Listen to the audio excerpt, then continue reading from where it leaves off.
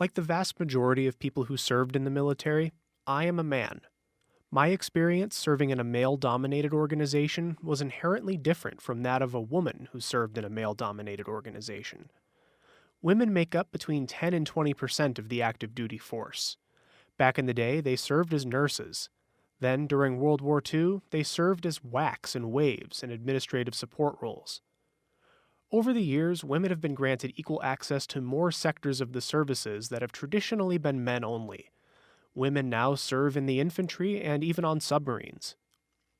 1 in 4 women report a sexual assault while in the service.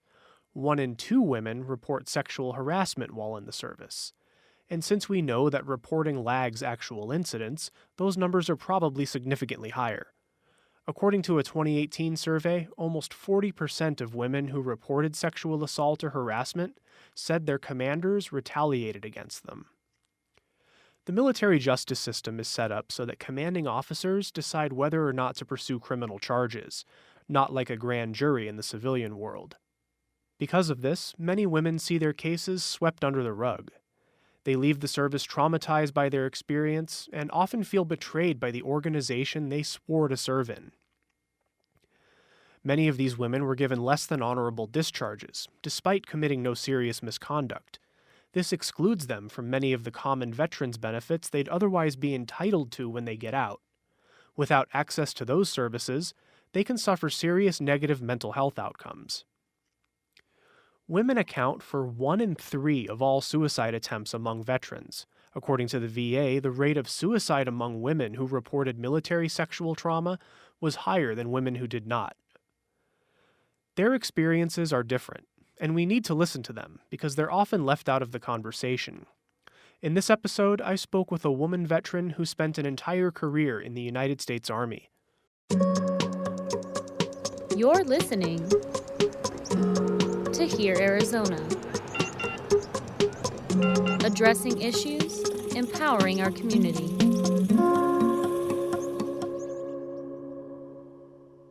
I want to introduce Captain Signa Oliver. She first joined the Army in the 1980s and served in the artillery. Then she got out, worked as a Phoenix police officer, went to law school, and came back as a JAG, an Army lawyer. She prosecuted court-martial cases. After leaving the service in the late 1990s, she went on to work for the Arizona Department of Veterans Services. So, Captain Oliver, just to start, what's it like being a woman in the Army? It can be fun. It was fun for me both times.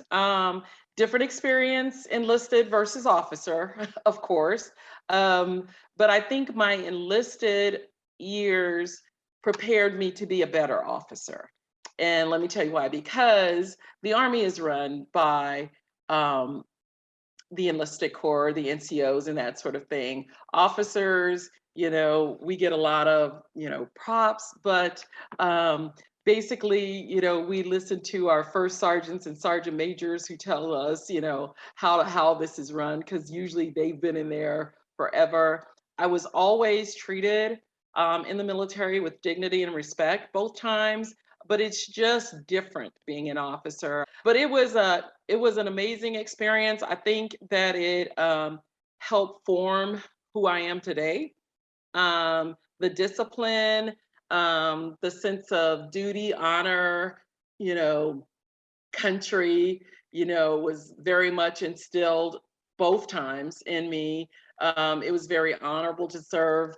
My mother thought I was insane both times. The first time I left to go to basic training was Mother's Day, in 1981. And she just cried at the airport. And she's like, I don't understand you. I don't understand why you have to do this. But I'm a 3rd generation military person, Army person. So it was easy for me. It's part of what my family is made of. So the military is sort of a family business for you. Yeah, it's the family business. We're either preachers or we're soldiers. So it's one or the other. And I've done both. So you have a somewhat deeper perspective on the military since you grew up in a military family and served as both an enlisted person and an officer. Given that perspective, what do you think are some of the biggest challenges that women face in the service? Well, I'll start with the most trivial, the weight thing, especially for women of color. The weight thing was so harsh, and I think that they have modified some of the restrictions. I mean, it seems small, but when you're an officer in the United States Army, even though you have the ability to be taped, your career is over if you get taped. That means you're not perfect. And so an Army officer must be perfect. So every 6 months before the weigh-in, I had to drop like 20 pounds in 2 weeks. And my law clerks were like, ma'am, you're gonna kill yourself. But I did it every time so that I didn't have to get taped. And it was a lot of stress, like seriously, every 6 months. And people were happy, even people on the outside that were my friends, they were happy when I got out just for that reason, so that I didn't kill myself every 6 months to get to that perfect weight that wasn't natural for somebody like me. For the non military folks listening, a few times a year you have to pass a height and weight check. If your weight is over the maximum, then you have to get taped. That means they measure your neck, your waist, your hips, and then they calculate your body fat percentage based off those numbers. You can still pass if you're under the body fat maximum, but in the military culture, being above the maximum weight and getting taped is really viewed as a failure, even if it's not technically a failure on your record. And even my colonel, I had a female lieutenant colonel. She was second in command at Fort Benning at the JAG Corps. And she said, "You look perfect in your uniform." I said, "Yes, but your weight scale doesn't comport to me because I'm very muscular and I'm but I have to drop 15, 20 pounds every 6 months." So that was the trivia. It was a big deal for me, but it may seem trivial to other people, but I mean, and as an officer, an Army officer, I couldn't get taped. And then I'm at the home of the infantry, so you know Yeah, that's right. Fort Benning is the home of the infantry. Probably a lot of guys on that base and not a lot of women, especially before 9/11. especially being stationed at the home of the infantry. You can imagine, certain remarks. It was never disrespectful, because I remember I had a soldier ask me my name in front of a sergeant major, "Ma'am, what's your first name?" And he said, "Captain."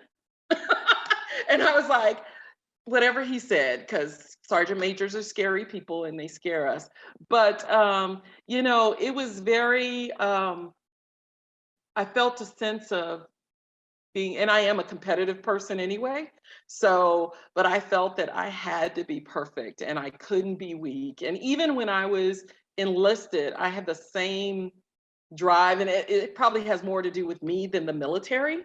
I don't think the military was, well, when I was an officer, they were, but enlisted, they weren't placing those, um, things on me. I did it to myself because I never ran, because I considered myself this great physical specimen. I never would run with the women because the women enlisted would run separate than the men. The women were too slow for me, so I'd run with the men. And then I passed out then as well. So a lot of passing out. Hey, And woke up in the ER. So, and with my drill sergeant over me telling me not to run with the men anymore. And of course, the next run I ran with the men because I can't run with the women. so obviously you were an officer, and not just an officer, but a prosecutor. Do you think that played into how you were treated and how you interacted with the men? I don't think that I experienced some things that other females experience. First, because I was an officer, but second, I'm a JAG officer. So things that are going to happen to other females in the military probably are not going to happen to me because I can prefer charges on your behind and send you to Leavenworth. So, I could tell that, people treated us as JAG officers different because I had a roommate while I was at Fort Benning, and she was a company commander.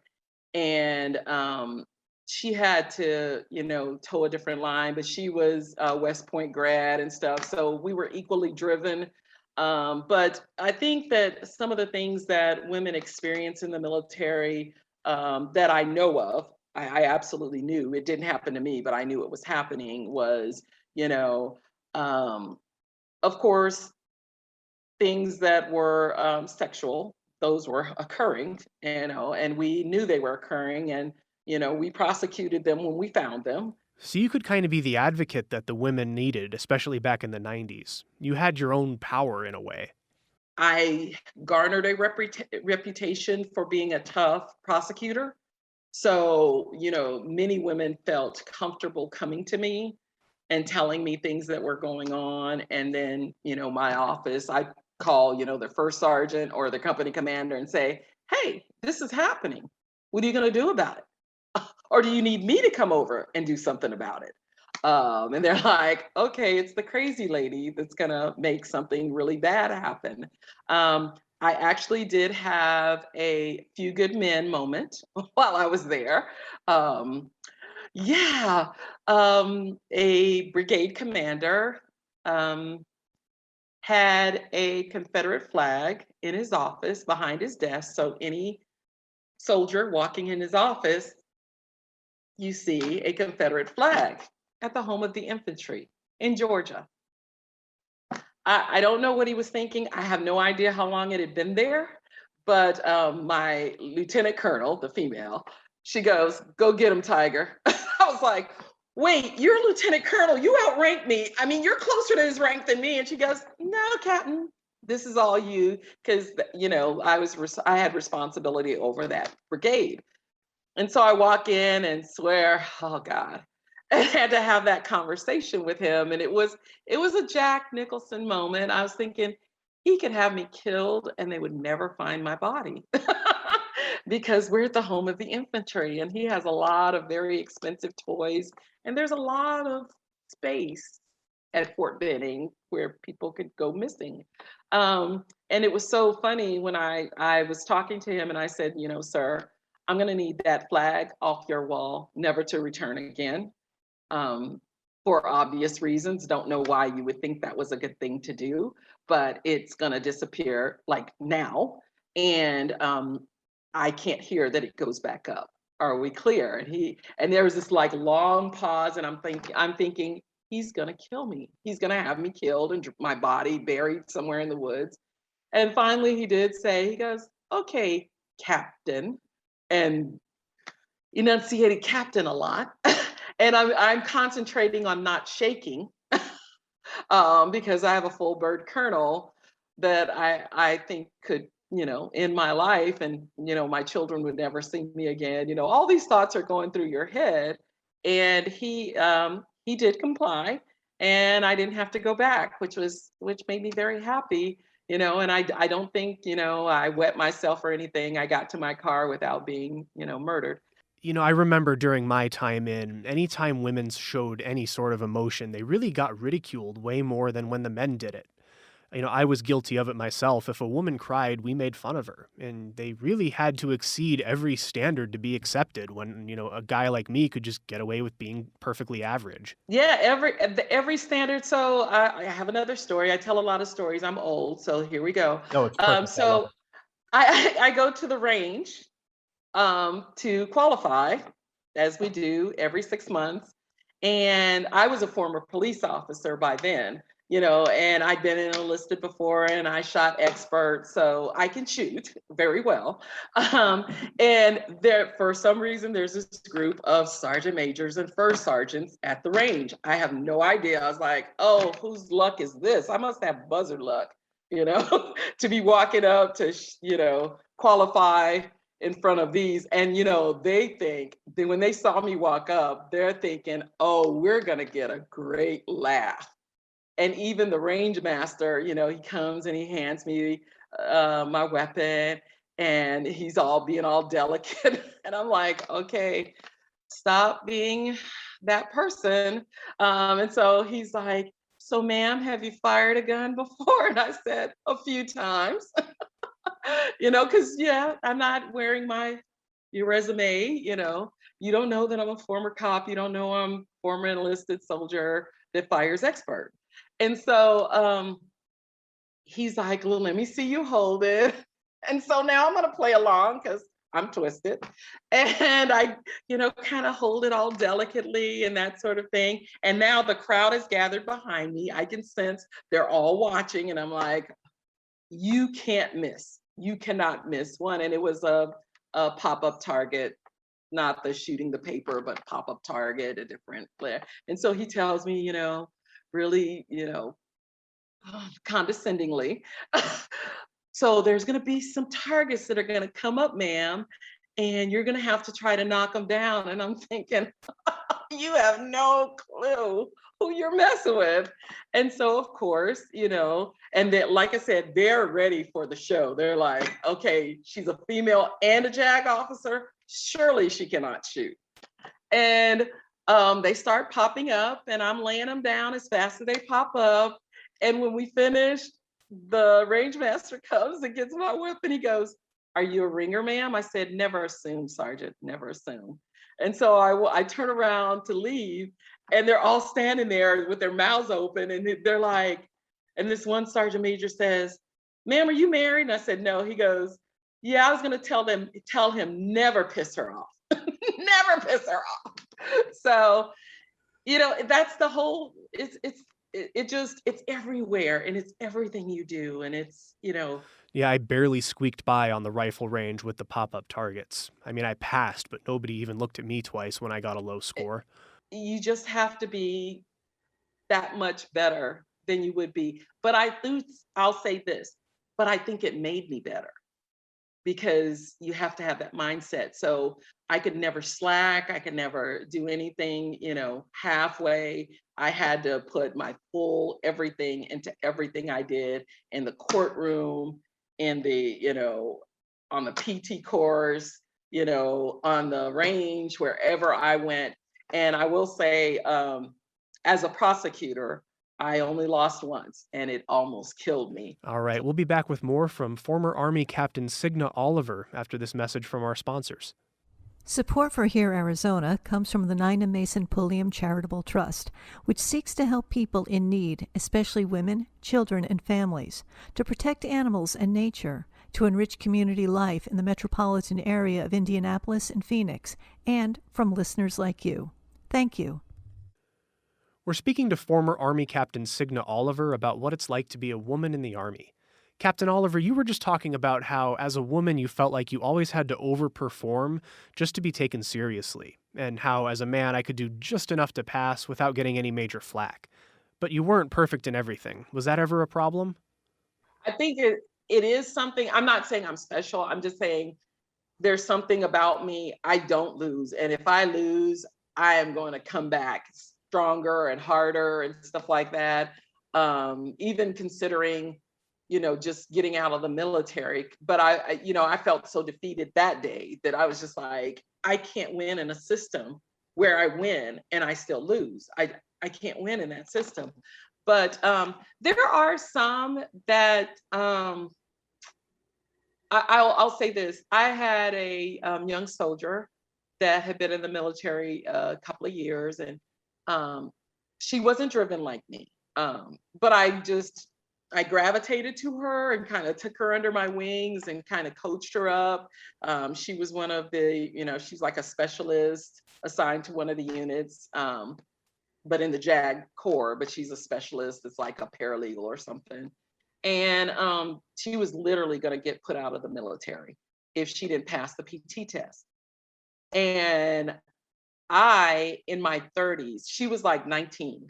And I, in my 30s, could walk faster than she ran. And so what I told her is, you're not getting put out of the military. Do you want to stay in the military? She said, yes. I said, then what you're going to do is we're going to do the run, because she had one more time before they cycled her out, and she's just defeated. Well, she's also a smoker. And it's like, that's not helping your lung capacity, because 2 miles is 2 miles. And you're hacking and coughing around the 2-mile course. So you worked with her to help her improve her scores. But I went out with her for a few weeks before the PT test. And I told her, I said, I'm going to set the pace, never leave my side. I'm not going to run as fast as I run. I'm going to run at a pace that you can sustain for 2 miles, and you will make it. And she did, and I think that helped her. But I don't think everybody, is as competitive. I know everybody's not competitive like me. And some people will, give up when they should fight just a little harder sometimes, especially women. Um, but I think it just depends on what you do. But I've also seen women play the woman in the military too, and that pisses me off too. It's like, cut it out, Okay, so what do you mean when you say playing the woman? when I was enlisted, we had a young lady that, and I know it's not supposed to occur, but she was dating our company commander. We knew it. Everybody knew it. And she would she did the least amount of anything that she could ever do. And that drove us crazy. And I probably should have been court-martialed, but I was enlisted at the time and they liked me because, I was crazy. But she woke me up on my birthday an hour earlier because I was supposed to take guard duty from her. And, she thought she was just everything because she was dating our commander. And she woke me up early. She shouldn't have done that. What I will say is the barracks cleared out to the hallway because I was kind of dragging her by the top of her head down back to the guard duty station so that I could go back to sleep, and when they finally got my hand out of her hair to do that. And then, our platoon sergeant had a little talk with me. It's like, you can't drag people by the top of their heads back to. I said, well, what you will do is you will make it very clear to her that we know that she is dating the company commander. And to some of us, it means nothing, and she better not do that again. So you get all ends of the spectrum. I saw several people, even people that, I was friends with, play the woman card a lot and do the bare minimum, and, different strokes for different folks.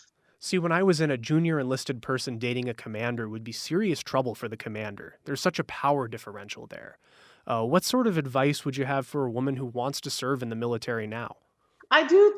What I think is the military is not for everybody.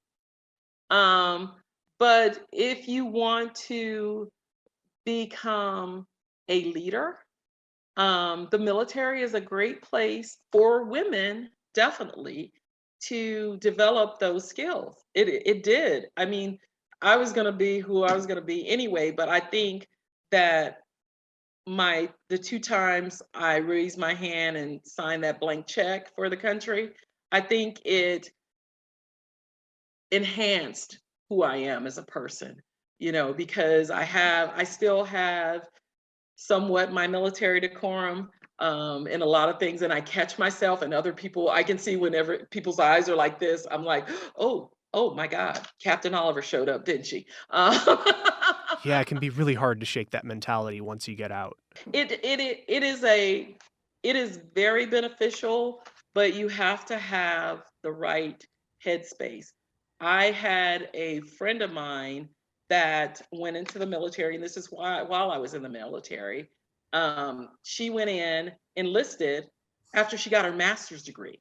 We're in her 30s, like our mid 30s, and she's going into the military enlisted with a master's degree. And I'm thinking, what are you thinking?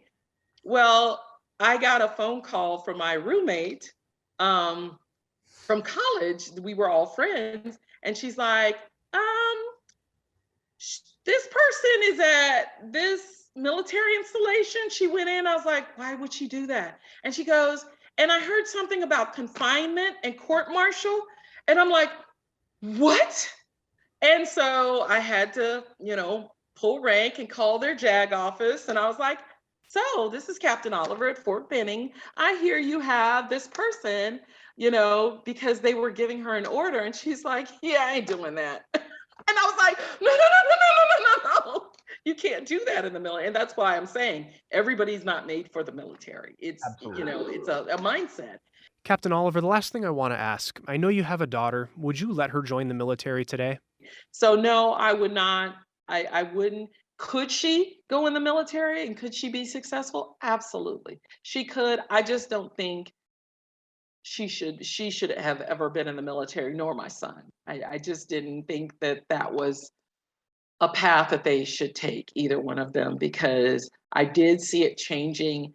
And some of the changes seemed to be better, but a lot of them were not because the military is not civilian world. It's just not. And people that think that, and when I listen to congressional hearings and stuff, and oh, society does this and the military should do it too. And you're like, yeah, no, that's not going to be a thing. You have to get people to do things because you said so. And this society is not that. I still struggle with that. And I've been out since 98. All right, Captain Oliver, thank you for your time and thanks for speaking with us today. Thank you. All right, Have take it a easy. good day. You too. Bye-bye. Bye-bye. That was former Army Captain Signa Oliver, and this is Here, Arizona. Almost 4 in 10 veterans leave the service with a disability, but most of those disabilities are invisible. We'll speak with veterans with disabilities on the challenges they face getting their disabilities recognized and the organizations that work to help them on the next episode of Becoming a Veteran. Here, Arizona is a production of the Division of Public Service at Rio Salado College, which includes Sun Sounds of Arizona, Spot 127, KBOC, and KJZZ.